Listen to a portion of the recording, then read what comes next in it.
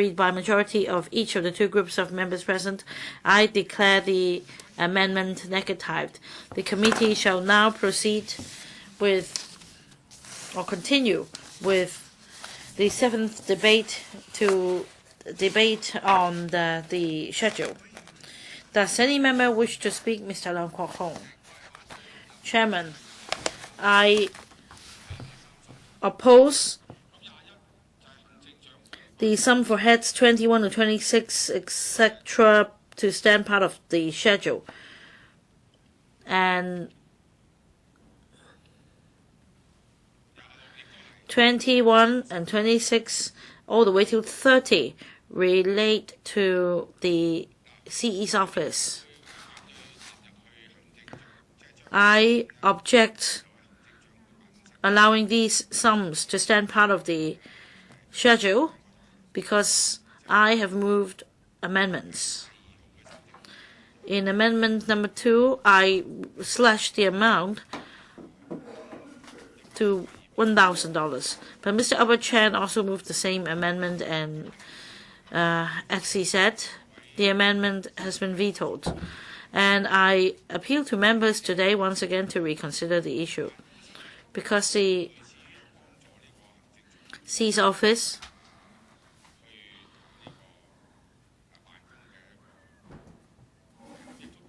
is an organ that assists the chief executive in his work. It also includes the entertainment expenses and other allowances or honorarium for EXCO members. And all the units under the C's office do not deserve allocations from taxpayers' money. I don't want to go into details. I just want to make a point.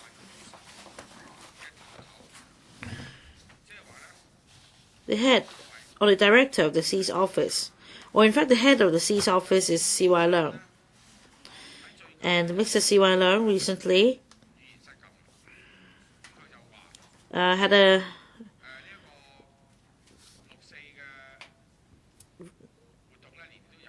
made a slip in his speech. He said that the June 4th vigil is held every year, and we're at a critical stage where we should go to Shenzhen to discuss the constitutional reform proposal, and members should make wise choices.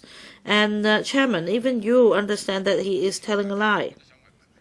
And in fact, Chairman, I want to ask you this.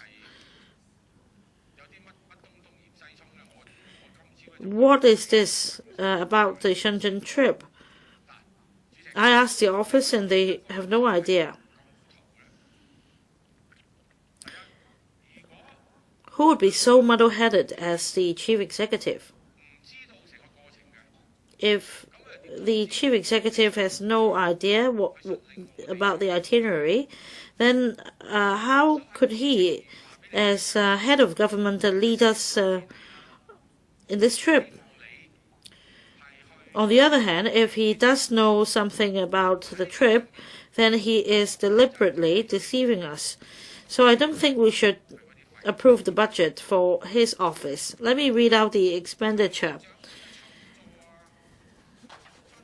Entertainment expenses, allowances, and office expenditure, honorarium, etc. all are covered. Well, in fact, I couldn't answer the question at all because, Chairman, as you know, I don't have a home visit permit, and it's not really up to the chief executive to decide whether I should have one or not. And now the whole of Hong Kong has become crazy. And we're in shame. Mr. Edward Yao was outside and I was talking to him, and I was chatting with him. I asked about the Shenzhen trip, and he just smiled and said he doesn't know. In fact, last Saturday, Chairman, your good self probably knocked off, and in fact, the member received a call from somebody saying that he would be asked, or he or she would be asked to go to Shenzhen, and that the media would be told about this. Mr. Leung Kwok-hung, what is the relevance of what your speech to this debate? It's about money. Now, this is a very crucial figure who should be explaining to the mainland authorities and to us the purpose of the trip. And 4 hours were wasted as he answered media inquiries. For example, whether I would be able to go, whether I would wear a T-shirt about June 4th, etc., etc. I have no idea at all. Well, Chairman, we should be frank. Well, if you say that we just go there and just listen, well, Mr. Leung Kwok-hung, I don't think what you say is relevant to Head 21. I disagree. Mr. Leung Kwok-hung, you have been talking about the meeting in Shenzhen. Well, it's the topic of the day. I haven't been able to talk about it before. Please allow me to finish, Mr. Leung. If you have paid attention to media reports and the papers, you should understand that the Shenzhen meeting, in relation to Shenzhen meeting, it's the Chief Secretary for Administration who invites members to go and has no direct relevance with the C's office. So if you are on Head 21, please don't digress. I'm sorry, the C's office includes the Executive Council, and Mrs. Carrie Lam is also in the EXCO. And in fact, everybody in Hong Kong understands. Now, if the chief executive is in the know, then it's wrong for him not to tell the people of Hong Kong. And if it's on the Chief Secretary's invitation, and yet she has no idea, or perhaps C.Y. Leung hasn't told Carrie Lam what this is about, he hasn't told you what it is about, then it's wrong. So,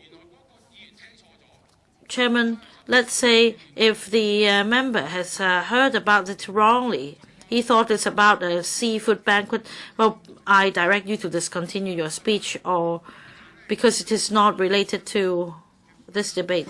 If you're talking about some for Head 21, whether it should stand part of the schedule, no, it shouldn't stand part of the schedule. We should not give them even a penny or a cent. Well, originally, my amendment would allow $1,000 for them. Mr. Leung Kwok-hung, it's not time for us to discuss what we have discussed. We're on the sums for 62 heads standing part of the schedule.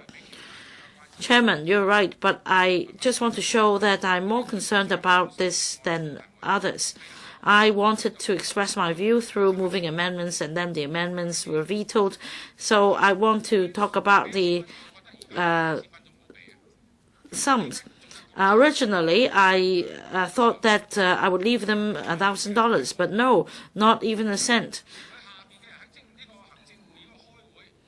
The CE is doing such a poor job as well as his subordinates. And Chairman, you understand that there is this task force on constitutional reform. The trio, including Raymond Tam, Chi-chuen, and Carrie Lam.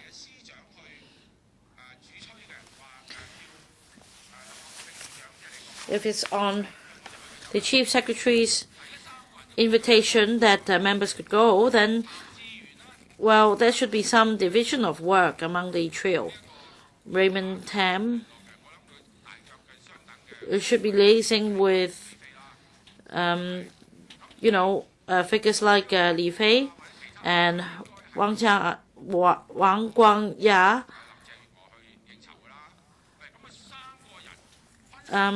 Should be contacted by Carrie Lam.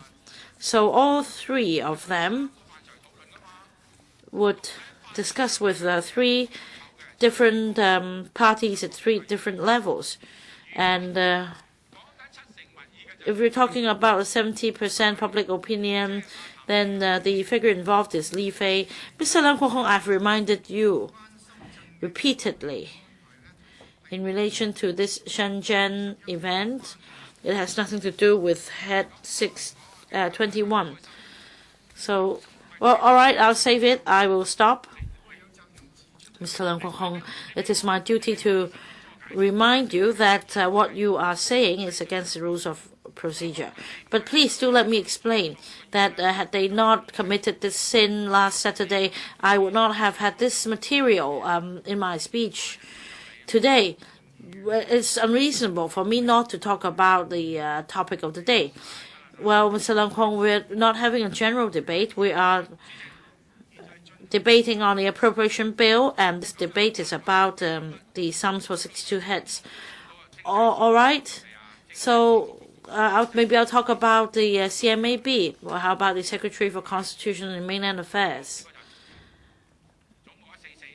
Head 144, is that right? Oh, no. All right, 144. Head 144, this is about Raymond Tam. I'm talking about his counterpart. And things should be clear. He's in charge of public opinion. He's not in charge of the law, and he should explain clearly to Chairman,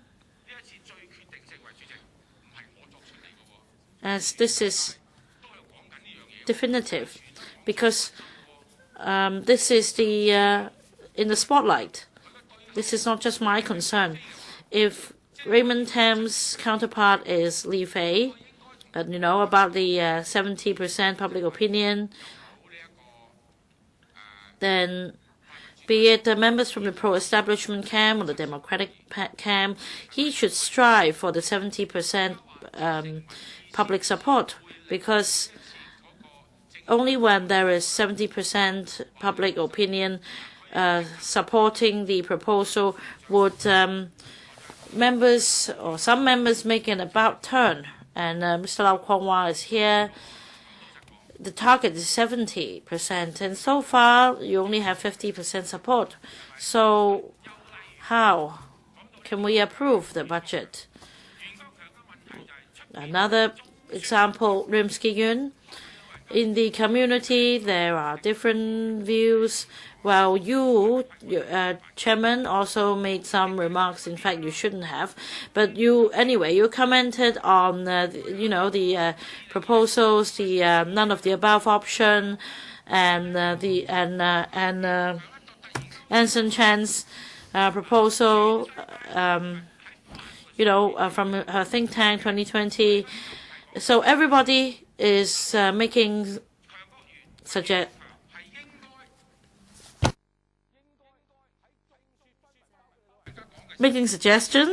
and among the various versions, Mr. Rimsky-yun should come out and clarify whether Jasper Zhang's suggestion or Leung Kwok-hung's suggestion or Ronnie Tong's suggestions are feasible or not.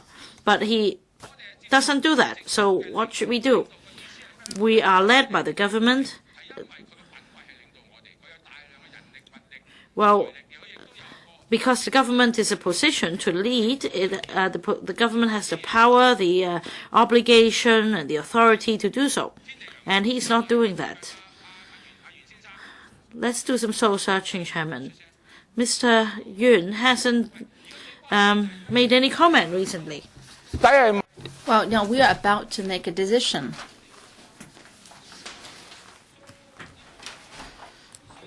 So can we turn the corporate votes into individual votes by way of local legislation?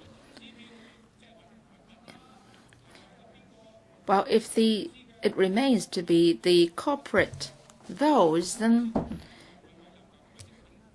it is not good enough, because the chairman always appoints the members to the board of directors. But then if we are to have individual votes, then the public opinion may change.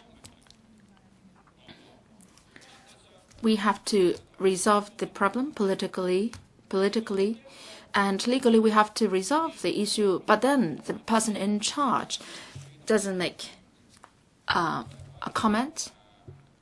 And also on the 1st of September, at the Asia World Expo, Li Fei said that the August 31st decision was made, and the urgent task now is to have or reflect the support of Hong Kong compatriots towards the August 31st decision.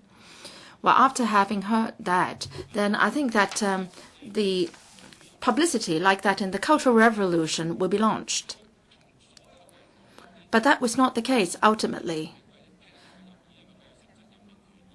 Li Fei made that comment. He had the substantive power to appoint government officials. But Mr. Raymond Tam was asking Robert Chow to do something to solicit support, but then ultimately all the efforts were futile in getting the necessary public support. So are they not considered not doing their job?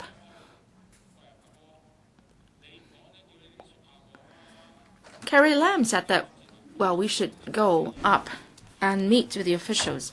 So we should not be giving any money to Head 144.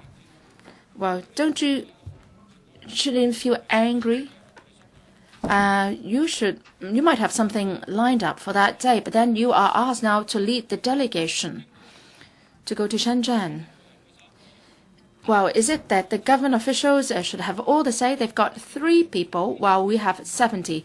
I would say that we deduct all their salaries. Yes, time's up.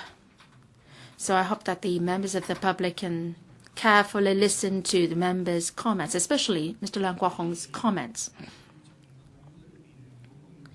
If anyone would like to lodge a judicial review in relation to my arrangement for the debate, saying that my limitation on the speaking time of members is unreasonable. Well, what Mr. Leung said can serve as a reasonable defense for me.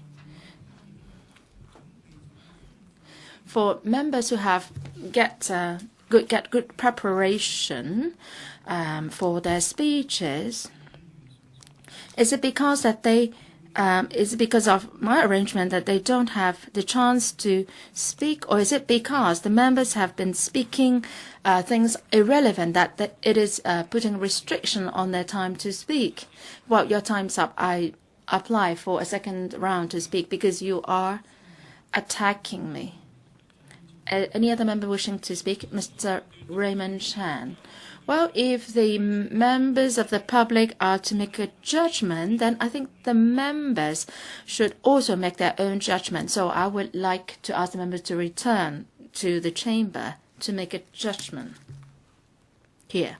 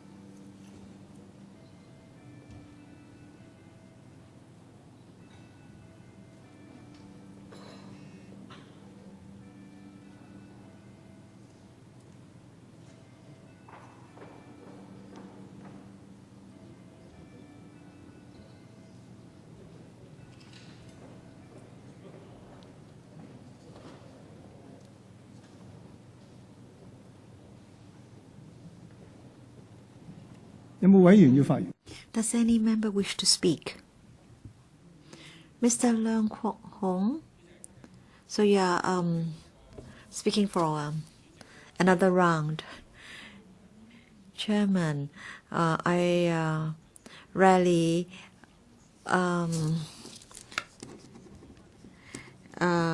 hear a chairman spending 2 minutes criticizing a member. So you are trying to suggest that if I go to court with against you, you're going to use this as an example. But I am a generous person. I forgive you, and I, in fact, I have commented on what you have done. So I just want to say that you are taking the lead to break the rules, but I can tolerate that. All right, so let me talk about the Home Affairs Bureau, Chairman. I didn't have a chance to speak on the HAB because of your ruling, and I oppose that the provisions relating to the HAB stand part of the bill. And I want to mainly talk about young people. So I will spend a few minutes talking about young people, Chairman.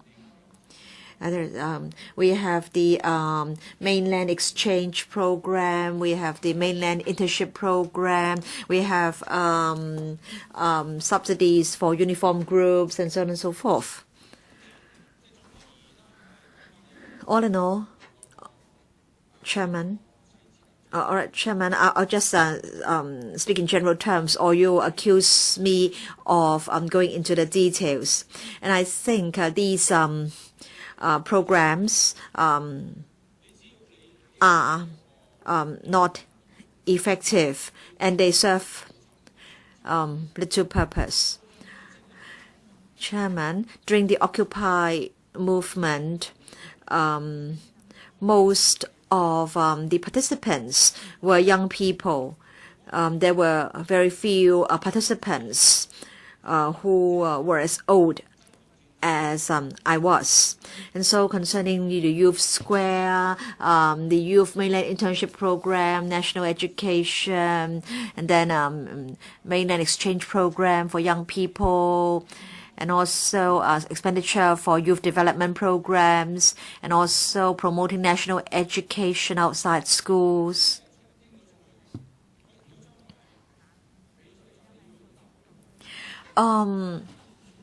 If such expenses are to be incurred, we have to make sure that they are to be incurred properly. But it seems that these are already existing schemes or programs, and we are now proposing to continue to give funding, and we're proposing some adjustments in line with inflation.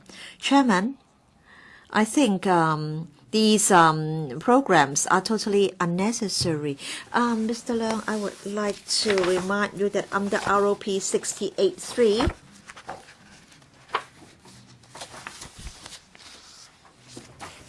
and it says, any such debate shall be confined to the policy of the service for which the money is to be provided. You are criticizing the performance of different bureaus and departments. You want to cut the funding for these departments and bureaus. Yeah, so this is exactly what I have been doing. But then we had many rounds of debates already, and under 68.3 of the ROP, the debate shall be confined to the policy of the service for which the money is to be provided. So exactly, Chairman. I was talking about youth policy. I read out various programs for young people. I talked about funding for such programs. I'm saying that these should not stand part of the bill. I'm speaking in general terms, and you are saying that this is not allowed. Why? I'm talking about funding for young people to be provided to the HAB. I was saying that the schemes were not necessary. No, those schemes have become platforms for young people to oppose the government. Say, Chairman, if you have a secretary and you ask the secretary to tell long hair not to cause trouble, but then in fact the secretary failed in her duty, so will you continue to pay her? Will you continue to hire her? Chairman,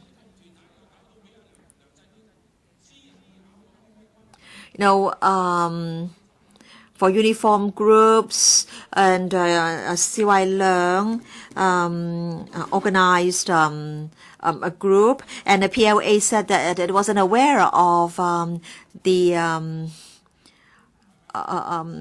existence of this group. So young people. And what does the HAB want to do? Say, for example, creating a website and inviting young people to give comments, and young people only give comments that are against the government. For example, the subsidy scheme for youth exchange activities in the mainland. And this is one part of the funding proposal for youth activities. And then we have the Youth Square. It's in Taiwan. And in fact, from time to time, there are youth fora. In fact, I go there quite often, and every time there is a forum, there are young people protesting against the guest speakers. So we should no longer provide funding to the HAB for such purposes. I think it's important that if there is to be a forum, then I should be the guest speaker. And then I'll see whether young people will come and protest against me. So the government can't just give funding to the pro-establishment camps. So I'm the chairman of the LSD, and so the HAB should give me funding so that I can give a speech on how CY Leung tells lies, and then there may be young people gathering to protest against me. I think this is what is needed when we do youth work. We need to tell our young people to ask why, and also why not.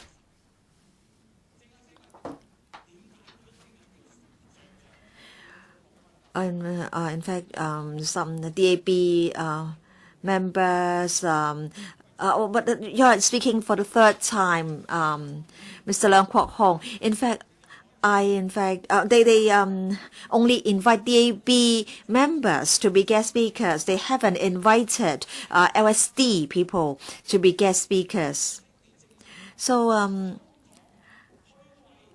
the HAB is supposed to implement youth policies, but in fact, the HAB is only using the funding to train up politicians in the pro-establishment camp.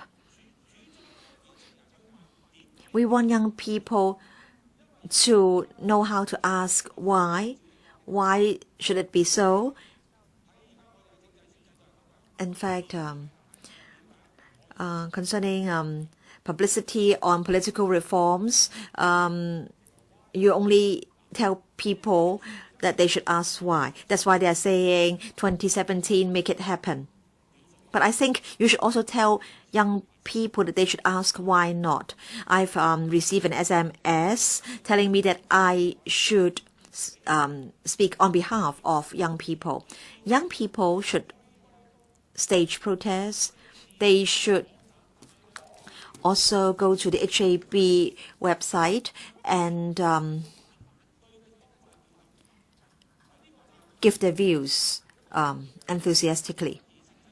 This is a very important concept. I can remember that Mr. Chen Chi-chuen did talk about apps and IT.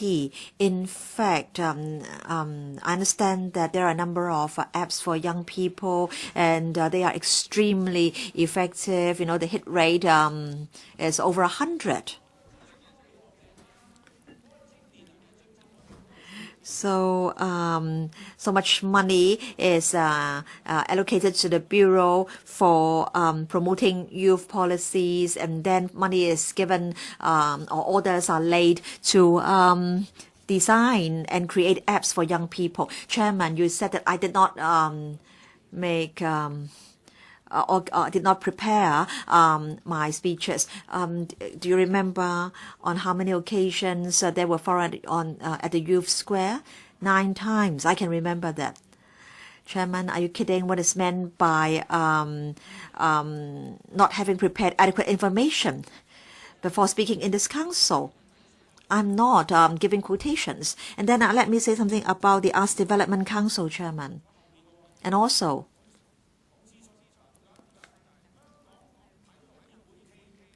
SF and OC, this is really most interesting.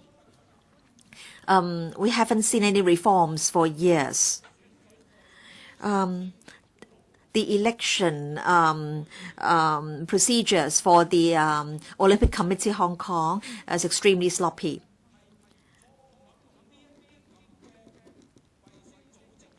But the HAB HAB likes to make use of satellite organizations to disperse resources. And also this Olympic Committee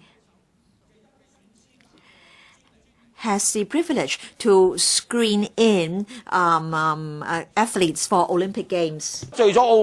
I knew an athlete who was an expert in judo, but he did not please the Olympic Committee, so he was not chosen.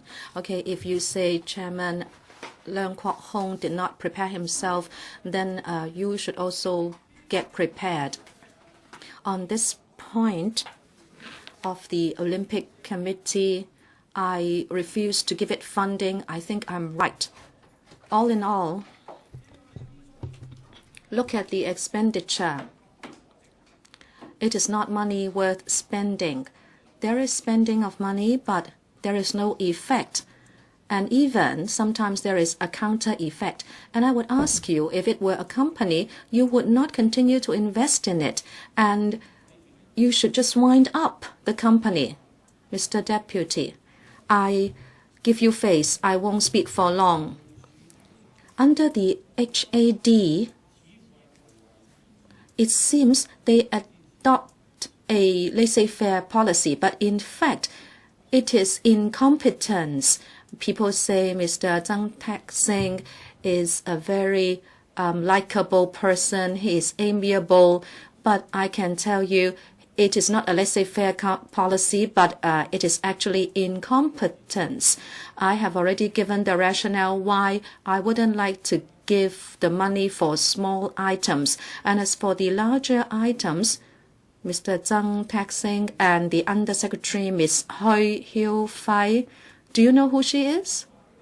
Who knows her? She has a salary of over $200,000 a month. And I bumped into her one evening.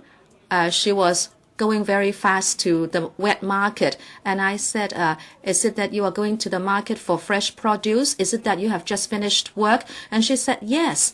And she, of course, lived in North Point. You know, she works so hard. She works till late hours, but no one knows her. So you understand, the achievements are little. And now, Mr. N. Chang, I can test you on your common sense. Do you know who the political assistant is for HAB? The person is from your party. Mr. Kwok-hung, you have digressed. Sorry, Mr. Deputy. I'm just trying to show and prove that no one knows the team, not even legislators. If political assistants should liaise with us, well, I myself have not received even a name card from that political assistant.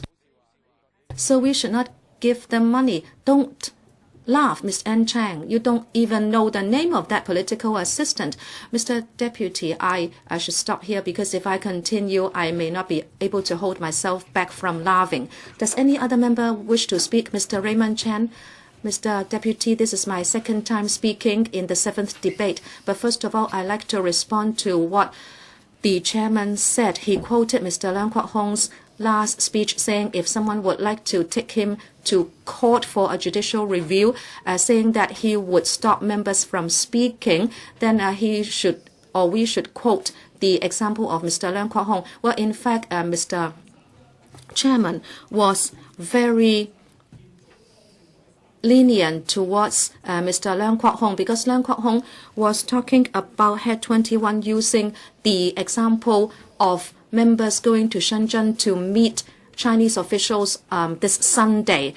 So he was not exactly speaking to that head. If you want to say the arrangements for this Sunday are not good and the rationale is not right, then he should speak to Head 142 CS4A or 144 CMAB. Okay, Mr. Chairman, Jasper Zhang was lenient towards Mr. Leung on that occasion, but it doesn't mean that he had afforded all members enough room for debating policies. Now, I wouldn't be nitty-gritty with Mr. Zhang, but coming back to my speech, this is my second time speaking. I'd like to speak on Head 142, CS4A and FS offices. I'd like to talk about the FS office. At the last session, I saw Mr. Matthew Chung there, and I wanted to say something to him. But even though he's not here, I'd like to say something to him. Under 144, Government Secretariat, LWB. I'd like to tell Mr. Matthew Chung that in this budget arrangement, I think conservatively speaking, by tomorrow or the latest by the day after tomorrow, we will be having the third reading on the budget. And then the so-called sweeties and relief measures will then go to the FC item by item. But Mr. Chung, in the last 2 weeks, he copied what Mr. John Zhang said. He said that filibustering members were doing a lot of damage. He said that we should not stand in the way of people who should be given double payments for CSSA because the item needs to go to FC. If that's the case, Mr. Zhang, I will tell you that first of all, you are negligent of duty, and because of this, I would prevent Head 144 from standing part of the schedule. Because as you know, that double payment or triple payment of CSSA is not a controversial item, and we would not play around with it and stand in the way of those in need. Even if I feel that that money is not there to save lives. If it were some money for saving lives, then it would prove that you are even more negligent of duty, because that would show that the CSSA normal payments are not able to sustain people. And I said the same thing to Mr. Chung. This time around, I'd like to emphasize that after Liantang boundary crossing, if within this week we could have dealt with the budget, then after Liantang, you should come back with all these one-off relief measures for people's livelihood. You should not line them up after the I&T Bureau, or else it would be you who would be putting non-controversial items after the controversial items. So I am preempting him in a way. I am using this as a reason to object to having the estimates for the entire year for LWB from standing part of the schedule. I think this is a very cogent reason. If there is a backlog, a heavy backlog at FC, you can deal with this amount of money in many ways. You can have extra meetings. You can put them at the front of the agenda. No one would object to it. And even if there is a big traffic jam, just like the Disaster Relief Fund, you can do it by circulation of paper. Mr. Tommy Cheung, the chairman, said if one member should object, then it will not be passed. But then you can still do it because no one would object. You can do it by circulation of member. Don't hijack the item. With regard to Head 142 FS office, why it is guilty of dereliction of duty, why it should not stand part of the schedule. In fact, we say this every year and no one can actually rebut us. And that is ever since taking office, Mr. John Zhang has always been wrong with his predictions. He is even worse year by year. Last year, in a special FC meeting, I remember I challenged him. I said that was not a budget. It was an erroneous budget. Even you can call it a budgetary scam, because he has made the wrong predictions and estimations year after year. And I challenged him. I said, if again you are wrong with the surplus, dare you then distribute it in full to the people of Hong Kong, because you did not expect to have that. You said that you expected a small loss, but then you make a big profit, and so it should be a surplus. Now, of course, he did not answer me. And in fact, he did not have to face any political consequence if he has been wrong all the time. And on the average, he estimated the surplus wrongly by not including $60 billion.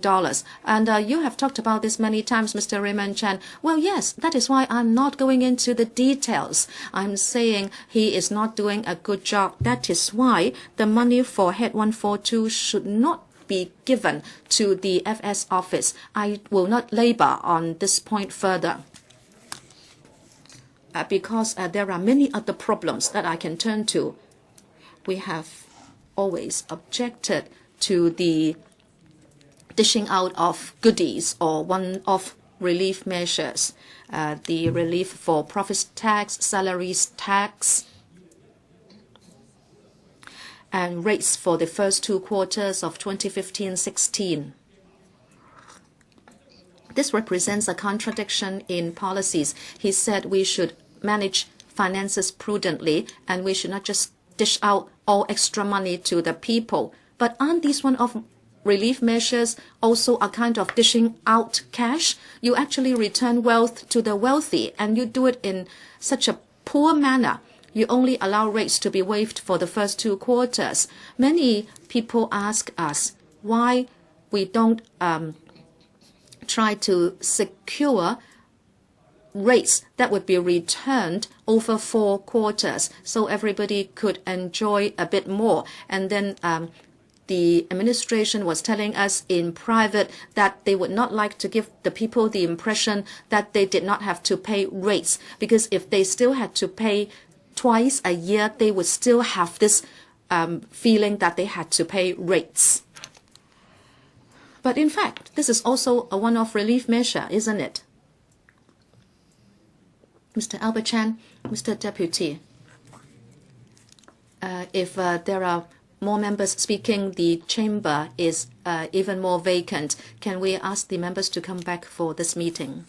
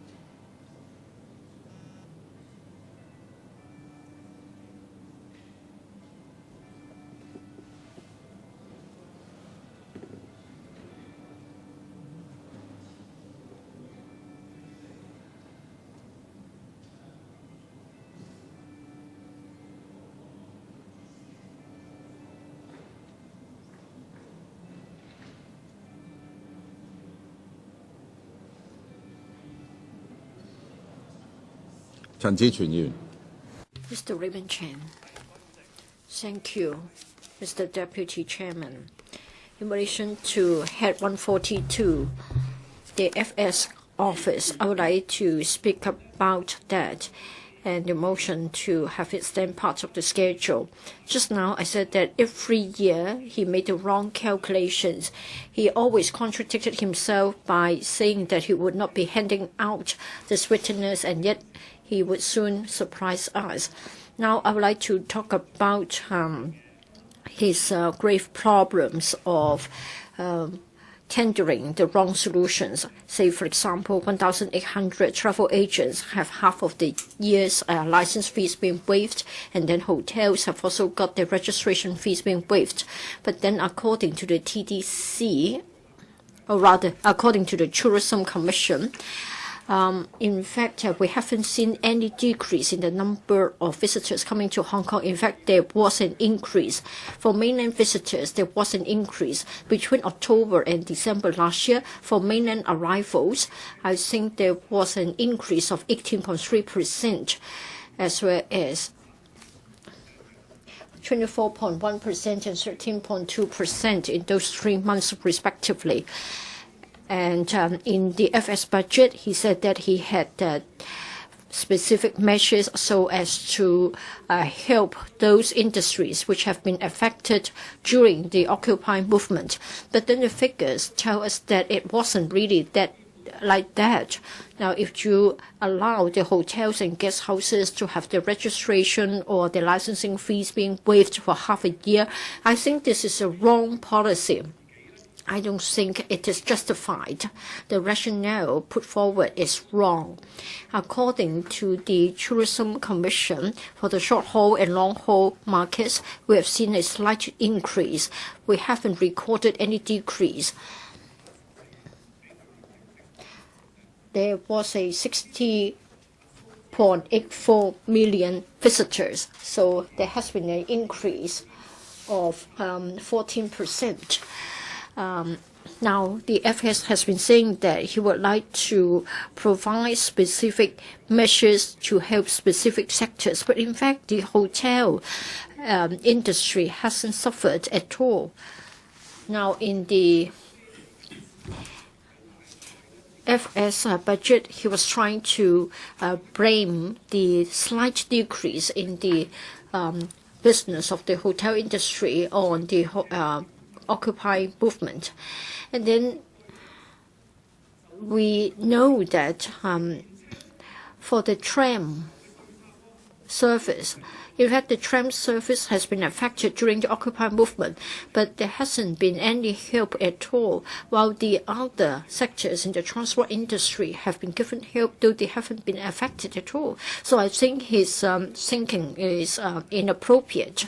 Now, if you go out and you ask around as to which means of transport has been affected most during the Occupy movement, of course the answer must be the tram service, because between Admiralty and Causeway Bay, the east-west link has been truncated. So we haven't got any specific measures to help the tram service. If you try to find a reason, if you need one, it is because the tram company doesn't or didn't take part in condemning the protesters of the Occupy movement. So you can see that for the FS office, when they drew up the budget, they didn't have any criteria to base the decisions on.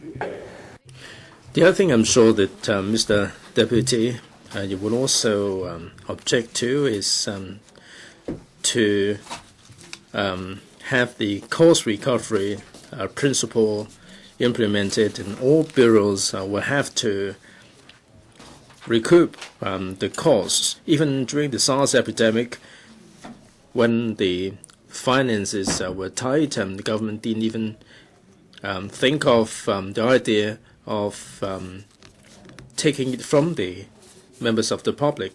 Now, like some members always quoted, the cremation fees are charged at cost recovery basis. So what sort of mentality does the FS have the idea of GST, given the surplus, given the fact that the FS always get the forecasts wrong, and it is the wrong time to talk about these kind of fees and charges. I've got so much more to say regarding the FSO. The other thing is Head 147, the FSTB, the Treasury branch. We object to this standing part of the schedule. A lot of the pan-Democrats are saying that there are 25 items that otherwise they have to be approved by the Finance Committee, are being incorporated into the budget, and they're bundled together with the budget for our scrutiny. The Labour Party has indeed moved some amendments, like the Fire Services Installation Film Development Fund, the Disneyland Phase 2.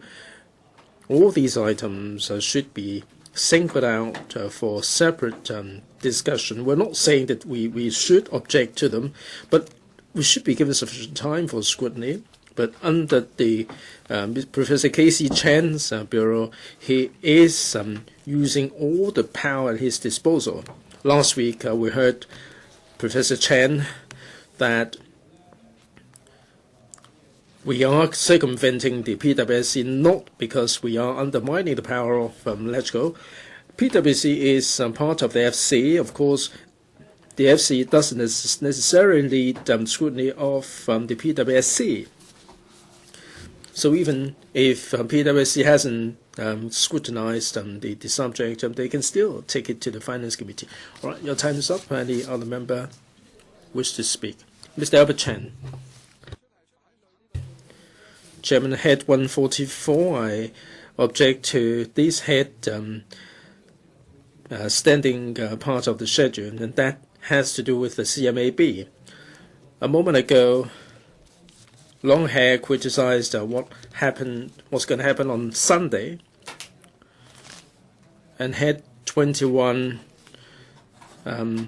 instead of Head 21, it is moved to Head 144. I think the bad arrangement can be attributed to the CMAB. I don't propose to repeat what Longhair had to say, except to say that we object to Head 144, standing part of the schedule. As Secretary for Constitutional and Mainland Affairs, he has to make or engage parties in dialogues and communication. Every time we learned about this, we learned it from the media. There may be a couple of members who will be informed ahead of others, and then the media would become aware of that. 9 times out of 10, the media would get hold of the information and put questions at us. Hardly ever do we receive any invitation letters.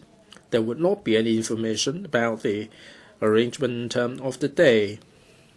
As an SAR, as a legislature of the SAR, the meeting with the mainland officials represent an official exchange. There may be congressmen coming to visit from the U.S., and we would receive information about the bios of the congressmen and the items to be discussed, and the purposes of the visit. There would also be information of the contact persons. Even if we have a delegation overseas, the information pack would give us information about the background of the organizations. Now, this is a formal visit. This has to do with the well-being of the public. This has to do with the political development in Hong Kong. And we are not even given any formal notification. As of today, no government officials got in touch with me about the meeting lined up on Sunday we don't have any information. We have zero information about the visit. The SCMA gets paid a few $1 million. The Undersecretary has this poor image. He used to be an articulate member of a party. Now he has become a speechless Undersecretary. If anyone with a modicum of common sense would find it very difficult to accept such an arrangement, although some pan-Democrats have already accepted the offer. From the protocol point of view, I don't know how it should be put in Chinese, but from the protocol point of view, and also from the point of view of respect for the council, it's not a question of the master barking orders at the subordinates. We are representing 7 million people, and we are having a formal meeting with mainland authorities. How can you see these councillors as servants? We're not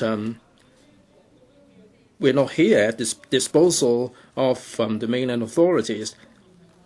I think the situation is deteriorating. I feel very, very bad about it. When Donald Tsang made the arrangement for us to visit Guangdong province, all councillors, it was far better than the arrangement this time for us to meet the mainland officials.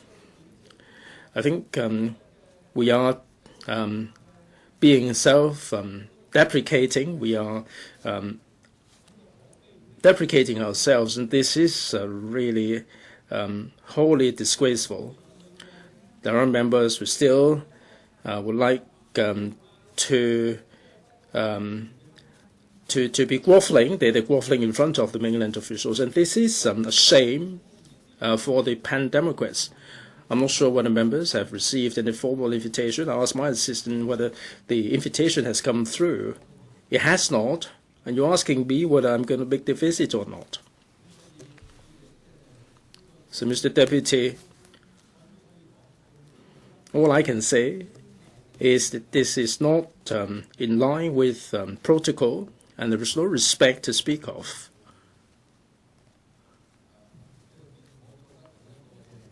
I feel that the mainland authorities are being supercilious, and they are calling upon the servants to summon them to before them for a lecture.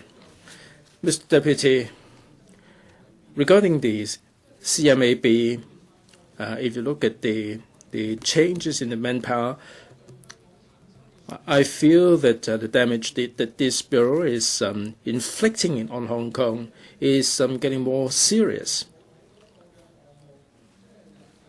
Mr. Deputy, when I moved the amendments, I didn't talk about this. I'm merely stating my own personal opinion in this regard. I'm not repeating anything that I said before.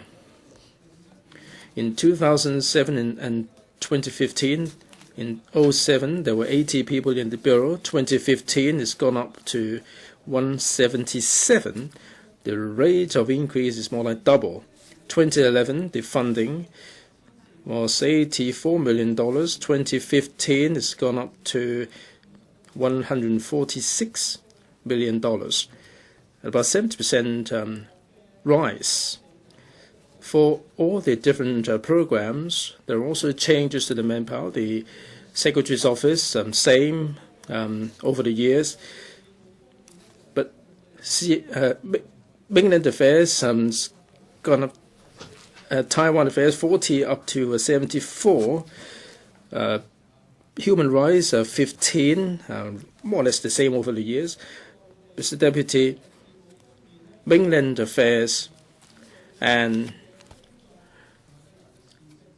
the increase in manpower and also the workload what sort of implications do they have on Hong Kong? I call Stephen Lam a eunuch. He was the henchman of the Hong Kong Communist Party, and he much rather visited the panda than the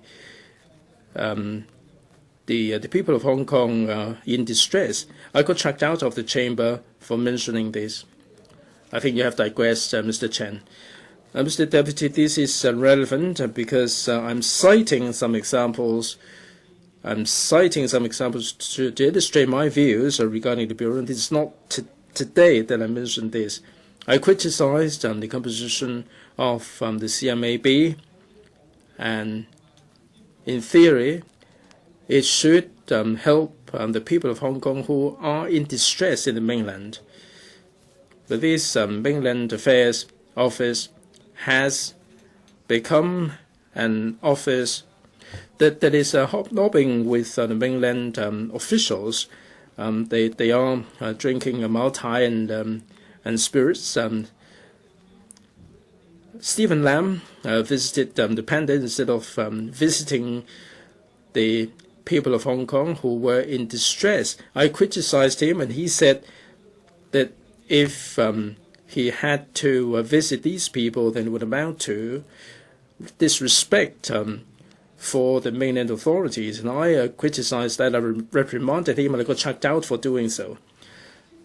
Mr. Deputy, they're getting paid by taxpayers' money, and the expenditure has increased from $80 million to $146 million in 2015. This sharp rate of increase has not yielded much.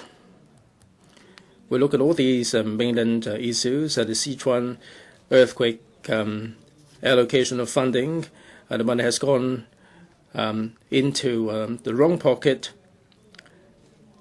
and it has to do with the construction projects. A lot of the items, like the arrangements and agreements, only enable the mainland authorities to tighten their grip on Hong Kong.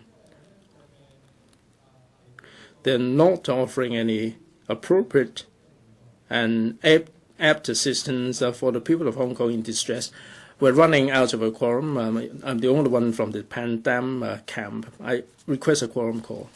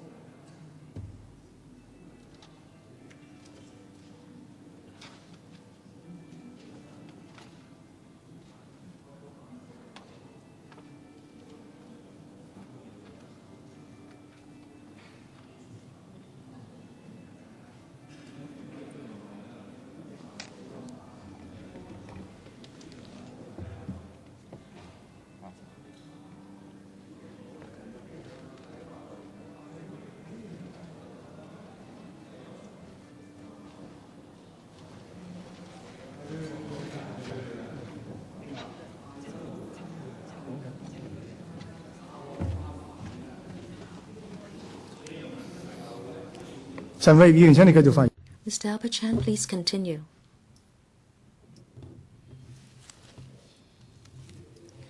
Mr. Chairman, I have said that this is what the pro-establishment camp has to show for, but they did it this time. There were still 20 seconds before we had to abort the meeting. With regard to the operation and performance of the CMA Bureau, as I was saying, it could not benefit Hong Kong people. It actually damaged Hong Kong's development and the quality of our society and also our core values. Why am I saying this, Mr. Chairman? If you look at the CMA Bureau, some of its duties, say for example under Program 2, it should deepen regional cooperation with the mainland, to deepen regional cooperation with the mainland, and also to implement the agreement or framework agreement for cooperation between Hong Kong and Guangdong. There are two teams to discharge Program 2. There has been very little reporting on this, but I would appeal to the media and the public to show more concern to this special program under the CMA Bureau. At first, we thought that the CMAB didn't have much work to do. In the past, Mr. Michael Shin didn't have much work on his plate, and so it was thought that a bureau was created to engage him. Now we see that we are told that for this particular bureau, we have to implement the Guangdong-Hong Kong cooperation framework. In other words, it is a matter of eroding Hong Kong by Guangdong and will become integrated into Guangdong province. In other words, more mainlanders will find it easier to come to Hong Kong, and then the red capitalists will expand its control of the economy of Hong Kong. In other words, Hong Kong will become one step closer to the heaven for money laundering. We haven't seen much information about this, but then we are giving a lot of money to this program. For this year, $140 million, much more than tens of millions of dollars a few years ago. So you can see that this is indeed a problem, and it will change the social structure negatively. Our traditional industries have been reddened, and then I think this particular division in the Bureau has been performing very well. And of course, the CPG has been promoting it, and they are cooperating with the forces in Guangdong. Therefore, I think we must oppose the proposal to have Head 144 stand part of the schedule. As to the office in Taiwan, later on, when I have time, I will have further comments on that. As to the Beijing office, of course, there's another reason as to why we're opposing this. Now, for the Beijing office, it hasn't been very effective in helping the Hong Kong residents seeking help there. Mr. Chairman, we are also first seen in terms of the number of members, so quorum count, please.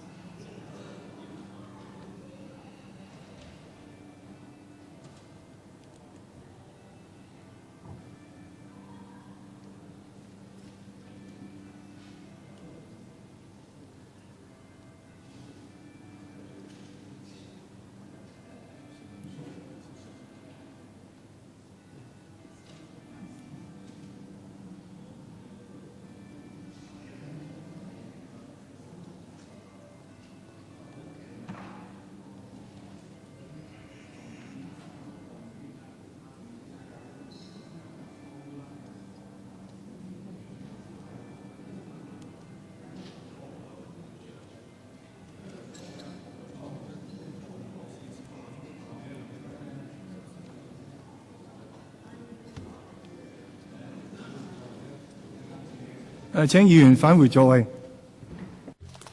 Please return to your seat.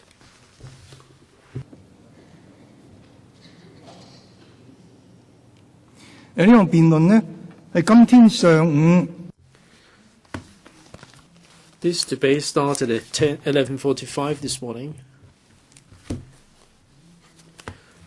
According to the plan, it should end at 4 p.m. There was an adjournment debate. Even discounting that debate, we've been going on for 5 hours. So I'd like to put this to members. Are there members who haven't spoken who would like to speak? Please press the request to speak button. 如果未有， If not, then I'd like to put this to those who have already spoken other than Mr. Kwok-hung. Are there any members who would like to speak? Mr. Kwok-hung and then Mr. Ray Chen will speak, and thereafter bring this to an end. Chairman, when the Shintong Emperor ascended the throne, he had his head shaved and he was crying. And today is Wednesday. I've been criticized for wasting members' time. Indeed, I do have contributions to make. Today is a raising day, and your friends are not showing you respect, and they're leaving the chamber. They can go to the racetrack.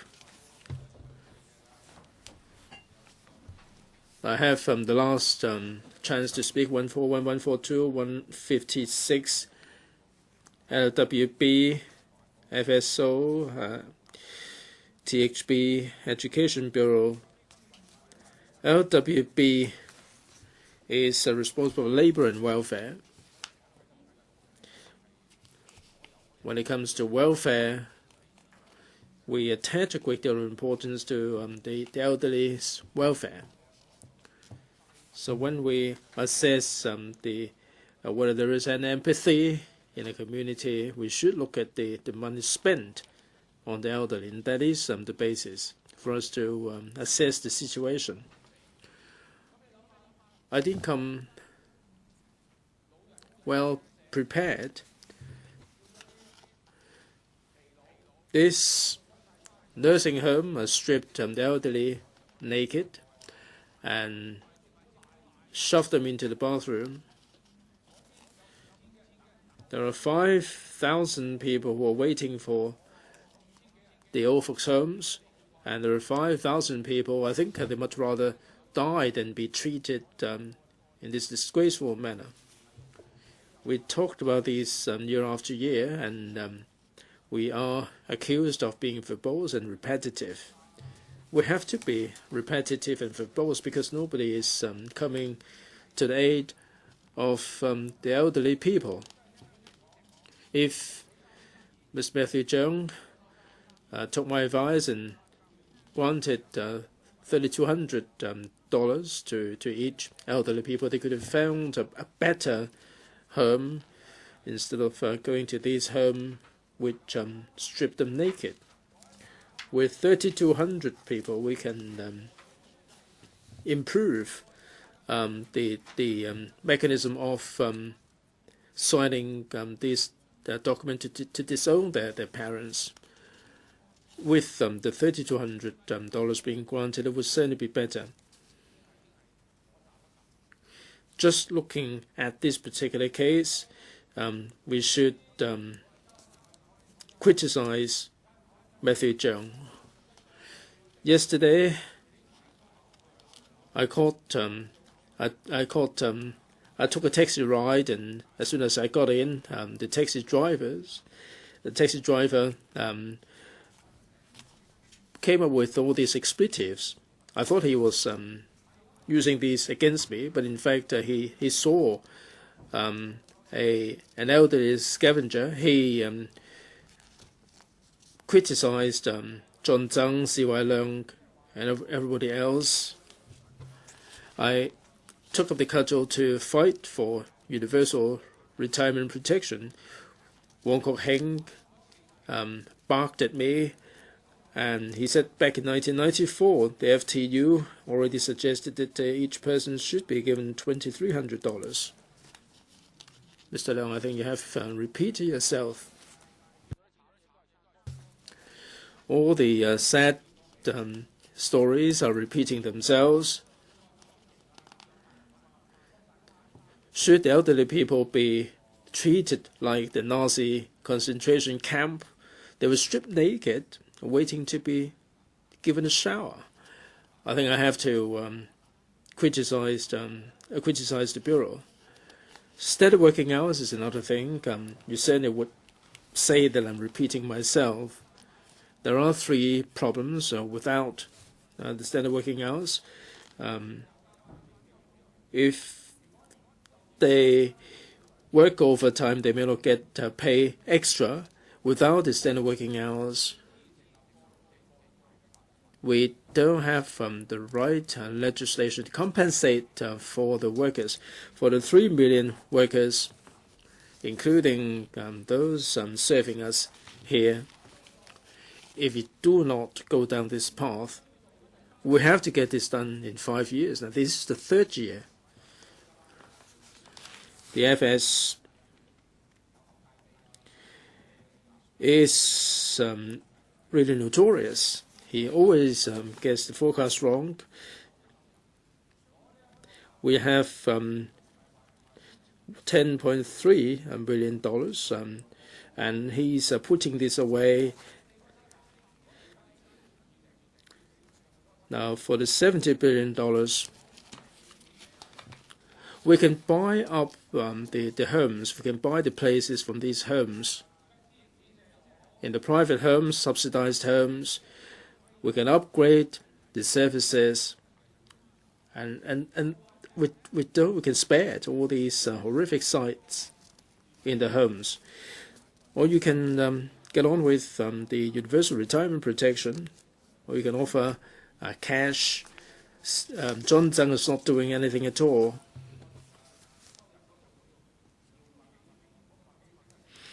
Now the $5 billion or so would be important. John Zhang staged a stand-up comedy. On that occasion, it cost $1,000 or $3,000 each to get in. There's the Journalists Association event. He staged a stand-up comedy. He laughter erupted at the event. He didn't realize that with his horrendous policies, that elderly people are crying foul.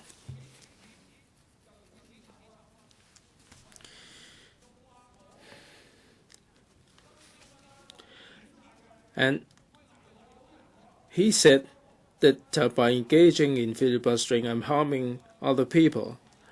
Kwok-hung, he is barking abuse at me, and he's saying that the hospitals are in trouble. Things are playing for everybody to see. There are university students who are in financial difficulties. I think the THB is even worse. Hong Kong finds itself in such trouble because the THB is not doing the right job. I've never seen a city where it is engaging in massive infrastructural development for no rhyme or reason. We have to pay for the XRL, we have to pay for the Lantang facilities, we're paying for the 3RS. And they are competing with one another. And they are going on in tandem. They are costing us money. Even XRL, together with the 3RS, $140 billion together with $80 billion, so that will cost us $250 billion. And that would be enough money. That would be enough for us to survive for the whole life. And this will take us beyond 2047 if we spend the money on universal retirement protection.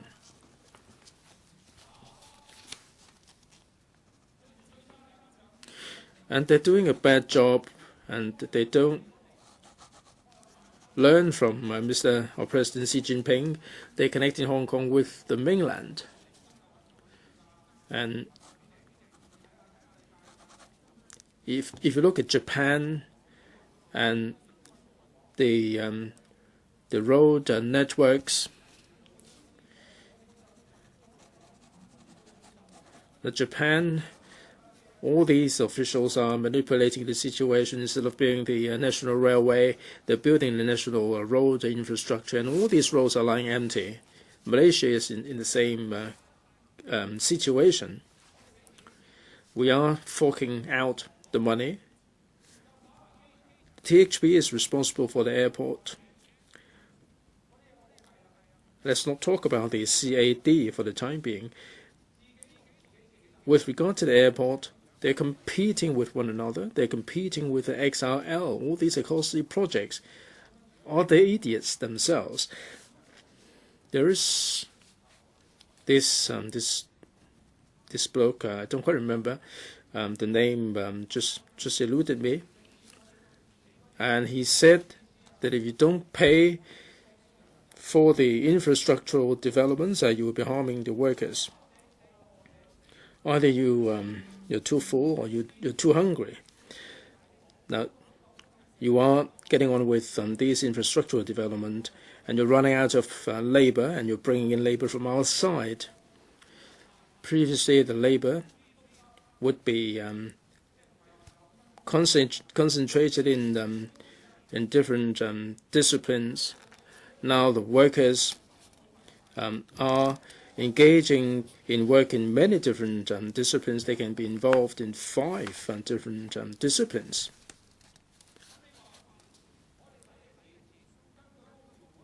So according to FTU, I can't quite remember the name of that bloke from the construction field. I like Dr. Loy Kwok's argument. It would be stupid to build the white elephants in order to create employment. Why don't you just dish out the money to them? You have to feed the white elephant going forward. If you run out of labor, they said that we should bring in labor from outside. Are they being an idiot? They said that they've gone through the LAB, Labor Advisory Board. I asked them what status it has under the Basic Law. No, it doesn't have any status. And this is a tripartite board, and 2 sides are working in cahoots with one another. Let me turn now to the Education Bureau. The Education Bureau is full of problems. Let me cite one example. Mr. Eddie Ng, since he took office, if he should be implementing the 15-year free education in CY Leung's manifesto.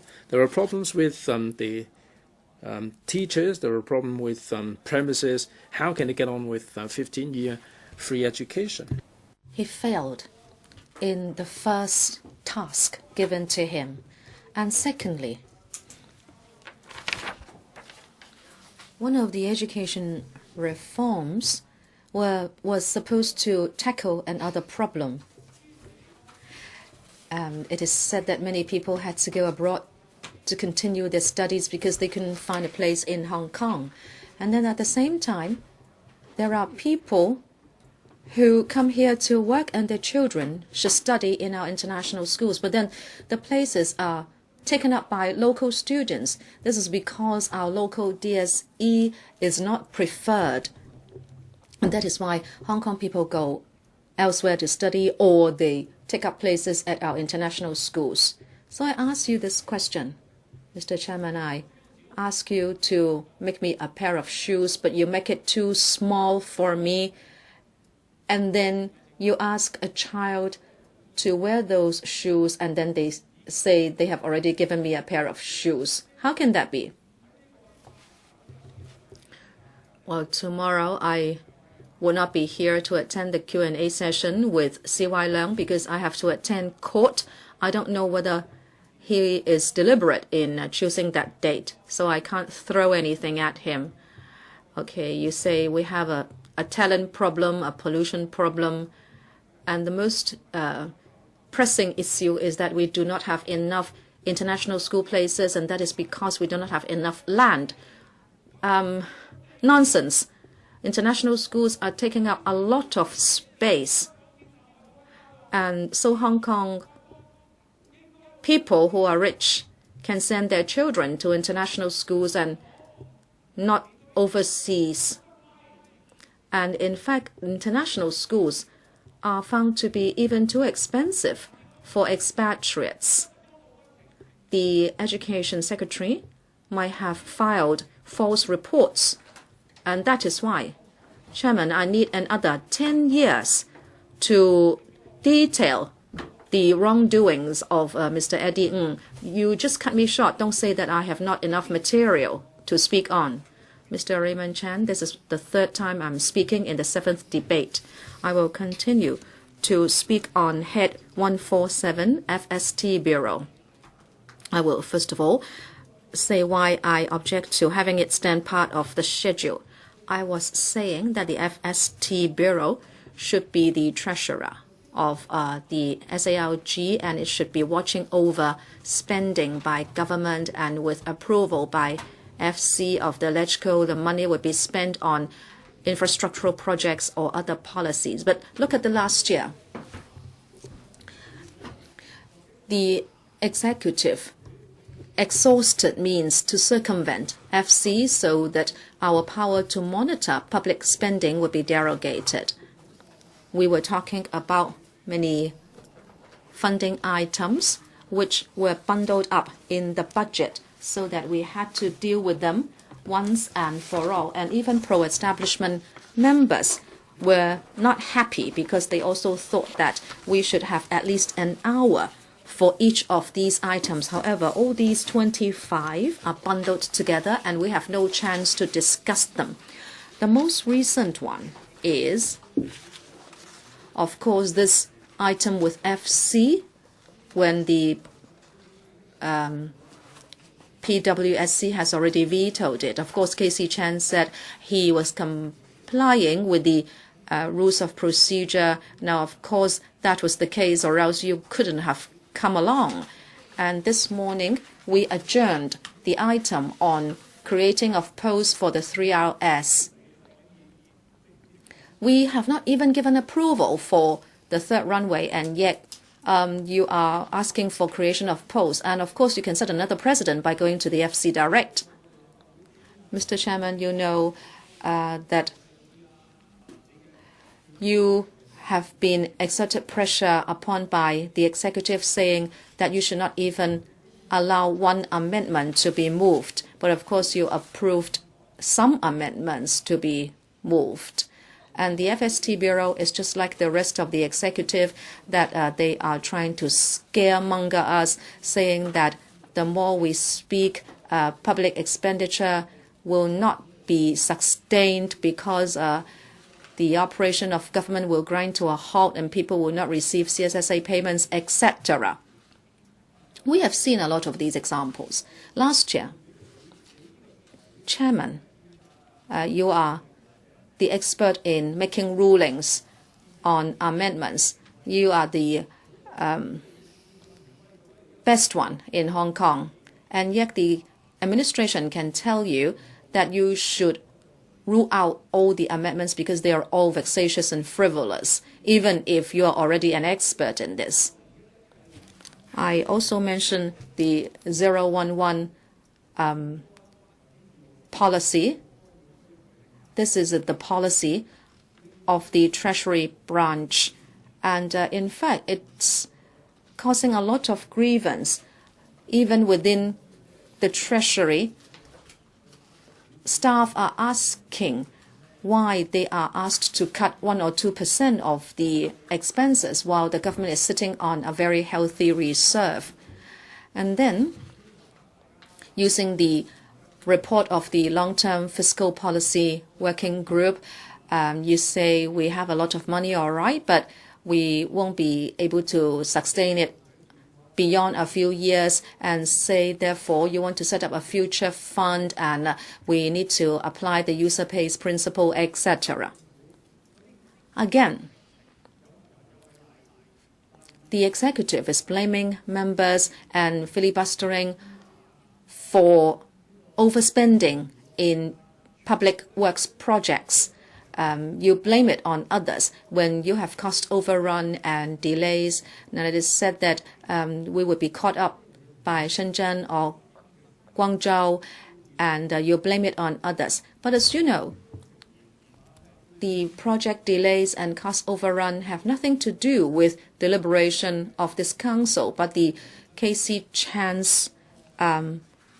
Bureau is chanting along the executive to smear us and also to shrink the room for our debate on the budget. Last, I'd like to speak on Head 49, and this would include the FEHD, and I have also moved a lot of amendments on those. I cannot speak on all the amendments again, but I will only speak on two major policies.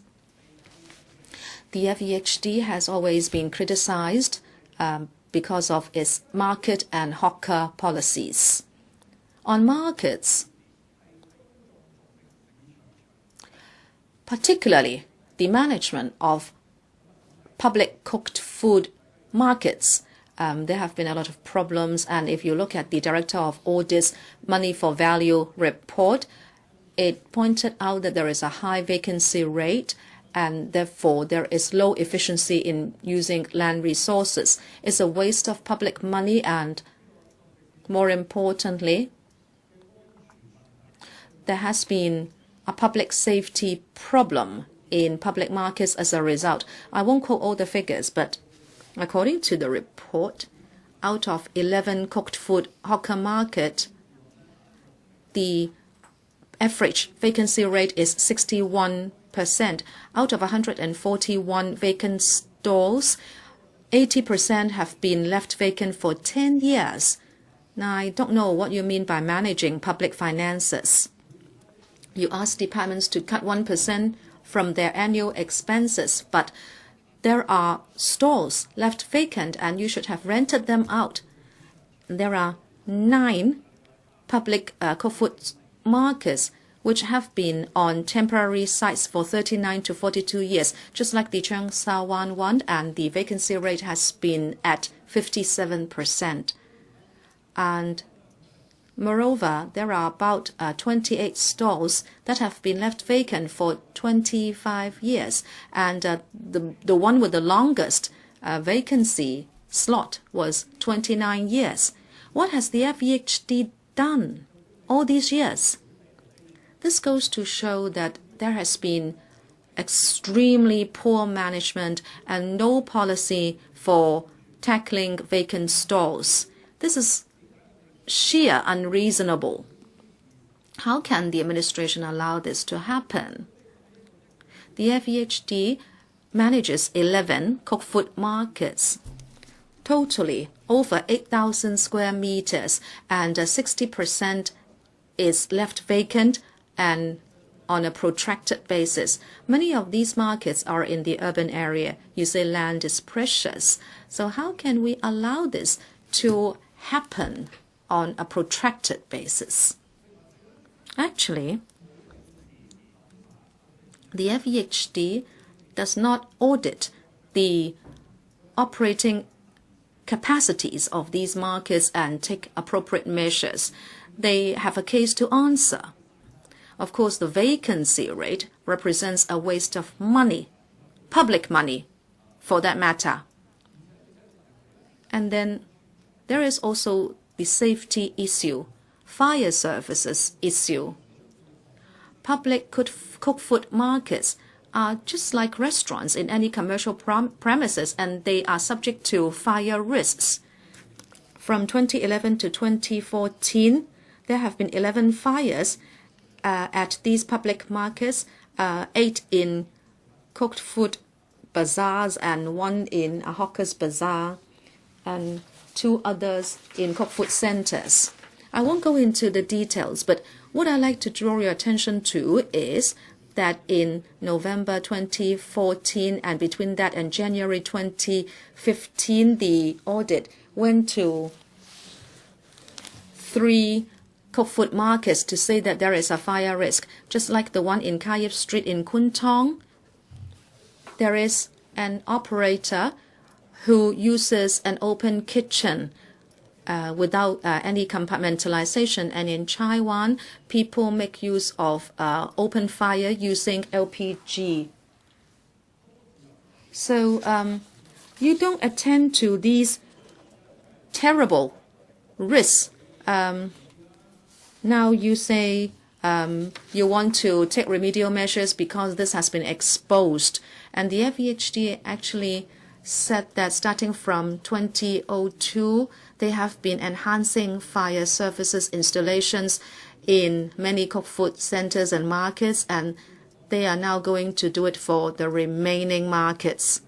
And it will also cooperate with the FSD to review the situation and also enforce the law against the contravening parties. But it seems it is like anarchy in many of these markets. I won't talk about the waste of electricity because that is too minor. I'd like to talk about another blameworthy mistake or wrongdoing of the FEHD, and that has to do with street hawkers. We have subcommittees in LegCo here for these issues. We see that it is getting serious, and we are asking the administration to really think hard on these issues. When you read newspapers, you would see that FEHD staff would target old people who cannot resist the staff. Now, of course, they are illegal hawkers. They have broken the law. They sell second-hand goods, old shoes, etc. FEHD staff would step on their goods, making it impossible for them to pack up, and they wouldn't hear the pleas of old people, and the FEHD would shout down at these old people, and they would even say that they are prepared to be criticized by the public, and then they confiscated the goods of these toiling old people, and they were less than polite towards these old people. I don't think we need to demonize these old people who rely on their ability to earn a living. They are old people, you know, they collect cartons, they collect used newspapers, and others are like these old people who are selling used goods, and they can hardly earn $100 a day. We should appreciate what they are doing. They're in their 60s and 70s, and yet they are there to lead a dignified life by earning for their own living. The FEHD has the authority to enforce the law. However, we have to be human when we do so.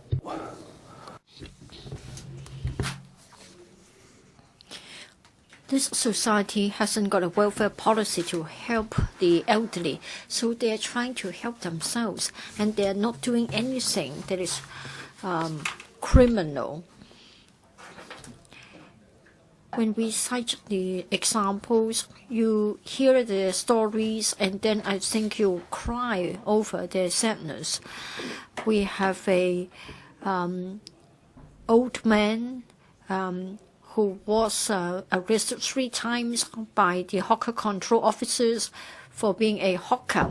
Every time he was fined $800, and every time his wooden hand cart for selling his Chinese-style waffles were confiscated. There was this case of a hawker control officer who died as a result of being pushed by a South Asian hawker.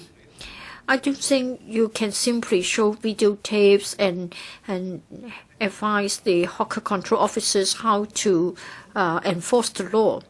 I think you really have to find out whether the tactics are not right, and so a lot of hatred has been generated. But of course, the price of being a hawker control officer is really high, though it is different from that of the city management officers on the mainland. My time is running out. Now, the Secretary for Food and Health, Dr. Kwok, has been doing his job, and he has been very committed. Now, for the FHB, I think is more interested in making sure that the food is safe and no one gets hurt. Now, I think it is quite a tall order to expect them to come up with a policy to facilitate hawking. I hope that we won't just have a talk shop after having 10 meetings of the relevant subcommittee, and then all we can accomplish is to write up a report. Otherwise, it is really a waste of public money. Mr. Berchan.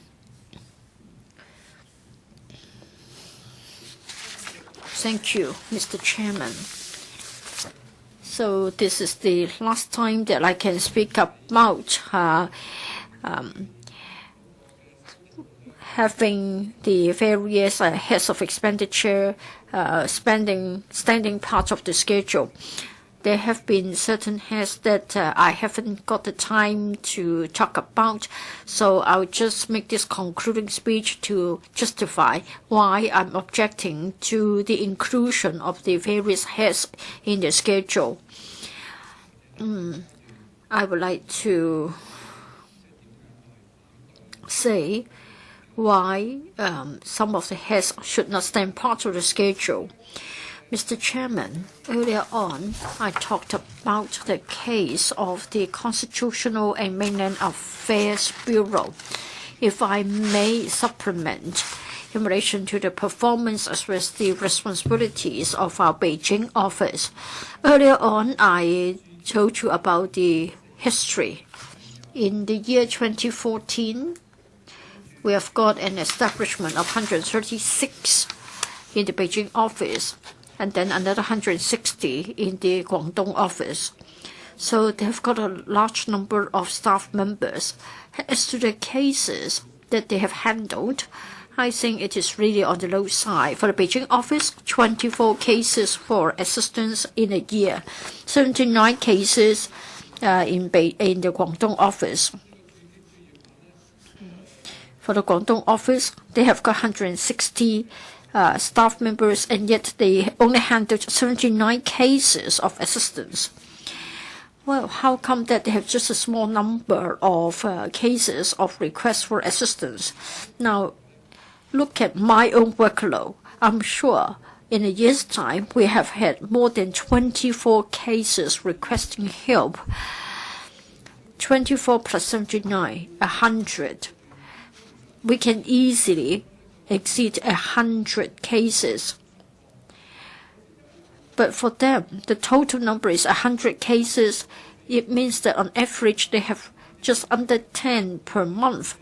But for us, we have received requests for help in relation to their activities on the mainland, say residents buying properties on the mainland. Well, for this year, we have had fewer such cases. But in the past, we used to have 100 cases asking for our assistance. There was this CPPCC member who turned to me for help. That was about 10 years ago, saying that he was being bullied by mainland official. I wrote to the Beijing office, and it was very useful. And then a public security team went to the relevant site and handled the matter. So for a period of time, I used to have a voluntary lawyer stationed in Shenzhen to help us about property-related complaints.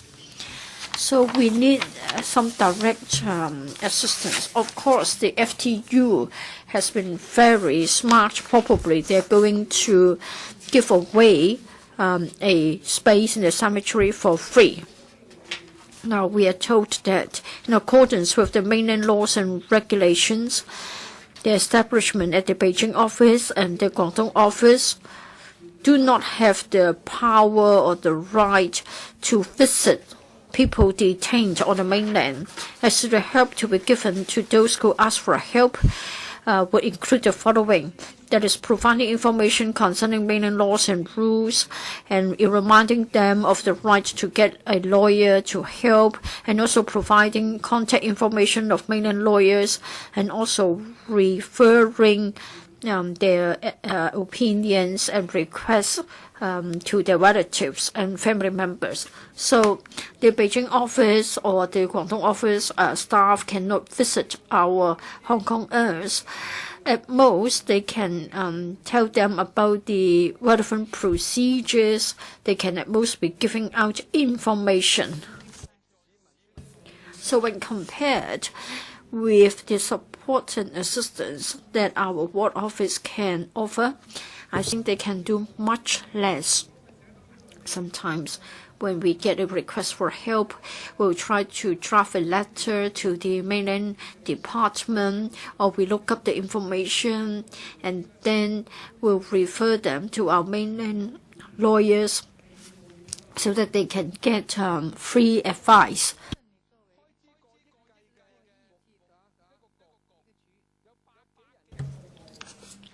For this bureau, it has a vote of expenditure of hundreds of millions of dollars, and they've got such a strong establishment, and yet they're not able to visit anybody from Hong Kong who are detained on the mainland.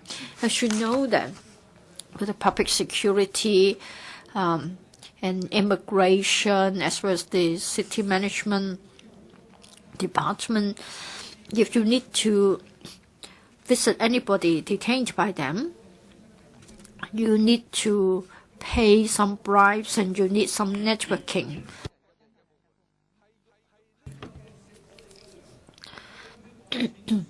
Now they are on our payroll. When a Hong Kong citizen is detained on the mainland or maltreated, we want to know their fate, we want to visit them, and yet this is not being allowed. So won't you agree with me that we shouldn't give the money to this bureau? Therefore, I cannot agree to having this particular head standing part of the schedule. I think I am representing the voice of a large number of citizens in Hong Kong, especially those who have been beaten up, who have been locked up on the mainland. We have been told that you need to give them $1 million before you get released. Sometimes even when you have come back to Hong Kong, you will still be bothered by them. They will still go after you. And unless you emigrated overseas, you cannot stay away from their threats and their requests for more money. For the past 20, 30 years, I think this has never stopped. And yet for the support and help given by our CMAB on the mainland, it is really very limited, very disappointing. So it is but right for us to object to the proposal to have that head standing part of the schedule. Now I would like to turn to Head 92.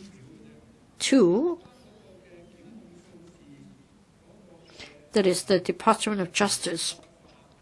I think the number of prosecutions is such that the successful rate, that is the conviction rate, has worsened. And I think this is worrying. This is because when you look at the number of cases prosecuted in the year 2009, the conviction rate was 53%. In 2013, it was only 50%. And then for the costs payable as a result of losing the cases, a few years ago, we paid $17.9 million, and nowadays $43.7 million. When the government lost a case, the government would be made to pay the cost. So you can see from such figures that we have to be very concerned, and we get worried about the quality of work of the DOJ. For the figures related to the Occupy movement, in fact, recently, judges have been criticizing the government for not preparing the cases before they go to court, and then many of the arrested persons have been released and acquitted. As of the 3rd of April, there were 94 cases of prosecution, 6 convicted, 40 cases had the charge withdrawn, and then only 13 have been decided and convicted. There were 6 cases in which there was an acquittal, 13 convicted. So you can see that the conviction rate is even less than 20%, probably just above 10, but not more than 20. I won't go into the details, but then, Mr. Chairman, I've said that I've always had foresight. Now, for the DOJ's performance, I already made a similar comment last year. In the year 2014, when we talked about the Appropriation Bill, when we had the committee stage debate, well, my assistant was very clever, and he looked up my earlier speech. And in fact, I criticized Mr. Kwok-hung, who took up the post in June 2013. At the time, it was a very sensitive issue.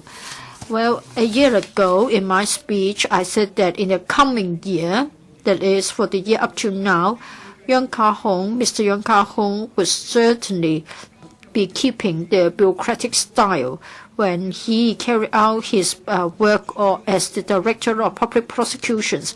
He will be cold-blooded in his approach towards the participants of Occupy movement. He would suppress the protesters, and he would let go the corrupt officials.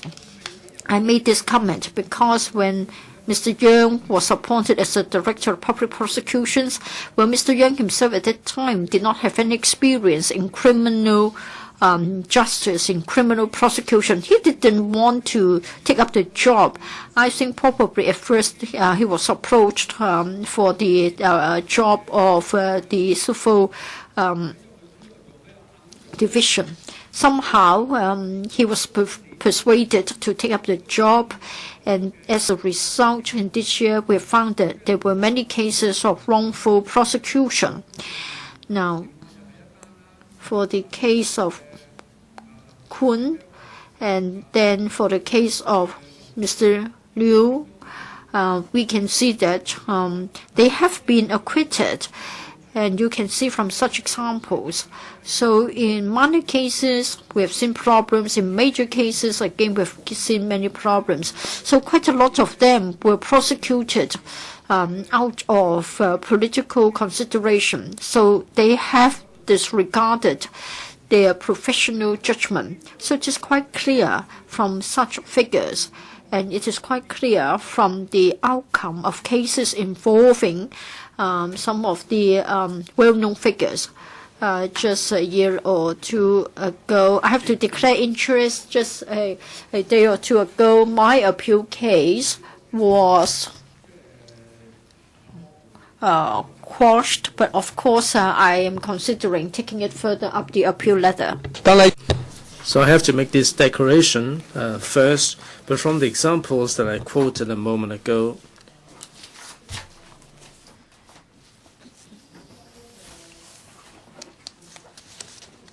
Head 92 should not stand part of the schedule. I am justified in saying so. Chairman, when a decision was handed down regarding my appeal, there was the black rainstorm warning, and my appeal was rejected, and all of a sudden there was pelting rain, and I think it shows that there was a miscarriage of justice. It was similar to what happened in 1989 June the 4th when the PLA entered the city. When the ruling was handed down, it was a red rainstorm warning. When I walked out of the court, it was black rainstorm warning with pelting rain. It was just like the weather when the PLA entered the Beijing city. I think the heavens are smiling upon me. Head 33 regarding CEDD, I object to these standing parts of the bill. Head 60, Highways Department, I'm against this. There are so many delays with regard to the projects and problem with monitoring. Maybe not all of them can be attributed to the staff. They may have spotted the problems, but for political reasons, these problems were ignored. A lot of the projects have to do with the mainland, XRL, the Lantang facilities, the boundary control point. All of them are going way over budget. It's just like the jury-built projects in the mainland, and I think I have to object to these standing part of the schedule.